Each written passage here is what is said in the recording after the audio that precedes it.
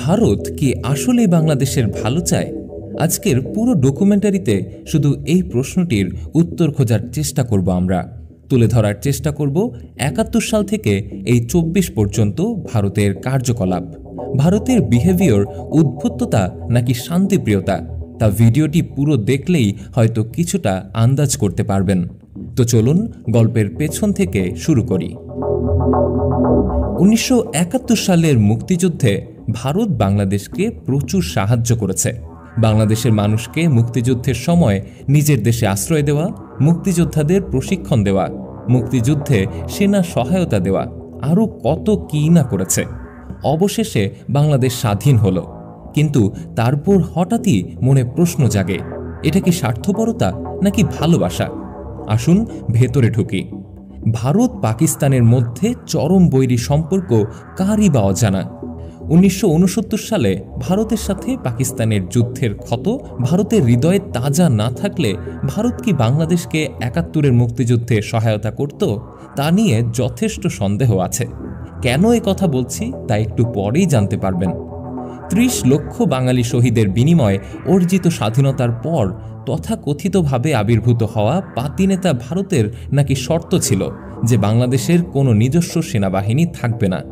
সবচেয়ে আশ্চর্যের বিষয় হলো, মুক্তিযুদ্ধের সময় তারা এমন একটি প্ল্যান করেছিল যে তারা তাদের সেনাবাহিনী দিয়ে শুধুমাত্র খুলনা বিভাগকে শত্রুমুক্ত করে একটি বঙ্গদেশ নামের স্বাধীন রাষ্ট্র গঠন করে দেবে এবং সেখানে তারা বাংলাদেশের হিন্দুদেরকে সংখ্যাগরিষ্ঠ করে সরকার গঠন করে দেবে। আর যদি তা করা সম্ভব না হয় তাহলে সেটি ভারতের একটি প্রদেশ হবে। কি ভয়ঙ্কর ভয়ঙ্কর ব্যাপার, চিন্তা করেছেন? যদিও পরবর্তীতে তাদের এই ধরনের পরিকল্পনা নস্যাৎ হয়ে যায়। বঙ্গবীর কাদের সিদ্দিকীর কাদেরিয়া বাহিনী খুব অল্প সময়ে রাজধানী ঢাকায় তীব্র আক্রমণ শুরু করেন এবং পতনের দ্বারপ্রান্তে এসে পাকিস্তানি লম্পট নিয়াজি ভারতের ইন্ধনে আত্মসমর্পণ করা ছাড়া আর কোনো উপায় দেখে না। ফলে বাংলাদেশ নামের একটি রাষ্ট্র গঠিত হয়, আর সেখানে ভারত বনে যায় এক পাতি নেতা। হ্যাঁ, অবশ্যই ভারতের অবদান আছে বাংলাদেশের মুক্তিযুদ্ধে, এটা সবাই স্বীকার করে, কিন্তু কেন এ সাপোর্ট দিয়েছিল ভারত তা সামনেই বুঝতে পারবেন। বাংলাদেশ স্বাধীন হওয়ার পর ভারত শর্ত দেয় বাংলাদেশের কোনো নিজস্ব সেনাবাহিনী থাকবে না। কি আজব, একটা স্বাধীন দেশের নিজস্ব সেনাবাহিনী থাকবে না, এটা কেমন কথা? যাই হোক, পরে আর সেটা বাস্তবায়ন হয়নি, আর এই কথাগুলো তেমন একটা বাইরেও প্রচার হয়নি। এছাড়া আরও অনেক শর্ত ছিল ভারতের, যাতে তারা বাংলাদেশকে একটা তাবেদার রাষ্ট্র বানিয়ে রাখতে পারে, আর সে চক্রান্ত তারা স্বাধীনতার পর থেকেই করে আসছিল। বাংলাদেশের সীমান্তে ভারতীয় সীমান্তরক্ষী বিএসএফ যে কত বিডিআর সেনা আর নিরাপরাধ বাংলাদেশি জনগণকে হত্যা করেছে তা সবারই জানা, কিন্তু ভারত সরকার এর কোনো প্রতিকার নেওয়া প্রয়োজন বলে মনে করেনি। ভারত সরকার যে বাংলাদেশের কত দাগী সন্ত্রাসী ও রাজনীতিবিদদের আশ্রয়দাতা সেটাও সবার জানা। প্রতি ৫ বছর অন্তর সরকার পরিবর্তনের সাথে সাথে রাজনীতিবিদরা ভারত প্রবাসী হয়ে থাকে, আর হাসিনা সরকার যখন ক্ষমতায় আসে তখন তো পরিস্থিতি পুরোটাই ভয়াবহ। পিলখানা হত্যাকাণ্ড সহ কত গুম খুন হয়েছে তার কোনো হিসাব নেই। সরাসরি ভারতীয় গোয়েন্দা সংস্থা র বাংলাদেশের স্বাধীন নাগরিকদের রাতের বেলা তুলে নিয়ে যায়, প্রয়োজনে তাদের মেরে ফেলে। তাদের বিরুদ্ধে যারাই দাঁড়ানোর চেষ্টা করেছিল তাদেরকে একেবারে পিষে দেওয়া হয়েছিল। আর ভারতের ইন্ধনেই বাংলাদেশের গণতন্ত্রের কবর রচনা হয়। শেখ হাসিনা আমলে ভারত কি করেনি, যেখানে ভারত বাংলাদেশ সীমান্তে শিশুর লাশ ঝুলিয়ে রাখা হয়েছে। বাংলাদেশি সেনাবাহিনীর উপর ভারতীয় অফিসার এসে জবাবদিহিতা নেয়। এর চাইতে বড় দুঃখজনক ব্যাপার আর কি হতে পারে?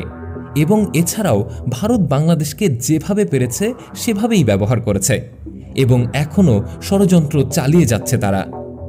এবার ভারতের সাথে ফারাক্কাবাদ ও পানি বন্টন প্রসঙ্গে আসি।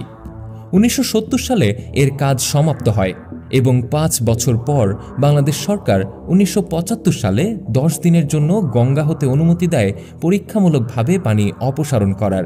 সেই শুরু, এবং তারপর ভারতকে পানি অপসারণে বিরত রাখতে ব্যর্থ হয়ে বাংলাদেশ এই বিষয়টি জাতিসংঘে উপস্থাপন করে। দুই দেশের মধ্যে বৈঠক আর চুক্তি হলেও তা কাগজে কলমেই রয়ে যায়। শুষ্ক মৌসুমে গঙ্গার পানি অপসারণের ফলে বাংলাদেশের দক্ষিণ পশ্চিমাঞ্চলের জনজীবন বিপর্যস্ত হয়ে পড়ে এতে বাংলাদেশের কৃষি, মৎস্য, বনজ, শিল্প, নৌপরিবহন, পানি সরবরাহ ইত্যাদি ক্ষেত্রে ব্যাপক লোকসানের সম্মুখীন হতে হয়। এছাড়াও টিপাইমুখ বাঁধের প্রভাবে ফারাক্কা বাঁধের মতোই উত্তর পূর্বাঞ্চলের জনজীবন প্রতি সিজনে বিপর্যস্ত হয়ে পড়ে। এত কিছুর পরেও বাংলাদেশের কোনো সরকারই এই বিষয়গুলো নিয়ে তেমন কোনো গুরুতর অভিযোগ করেনি। এতেই বোঝা যায় হাসিনা খালেদা সরকার ভারতের কতটা গোলাম ছিল। যাই হোক, এটা নিয়ে অনেক আলোচনা হয়েছে, তাই আর কিছুই বলছি না। ভারত সরকার যদি বাংলাদেশের বন্ধুপ্রতিম রাষ্ট্র হয়েই থাকে, তবে সমুদ্র সীমা নিয়ে ভারতের সাথে বিরোধ নিষ্পত্তির জন্য জাতিসংঘের সালিশ আদালতে আরবিট্রেশন ট্রাইব্যুনালে যাওয়ার সিদ্ধান্ত কেন নিল বাংলাদেশ? সমুদ্রবক্ষের ২৮টি গ্যাস ব্লকের অধিকাংশই ভারত নিজের মালিকানায় আনতে চায় কেন? এত কিছুর পরেও কি আপনাকে বলে দিতে হবে যে ভারত আমাদের বন্ধু নাকি অন্য কিছু?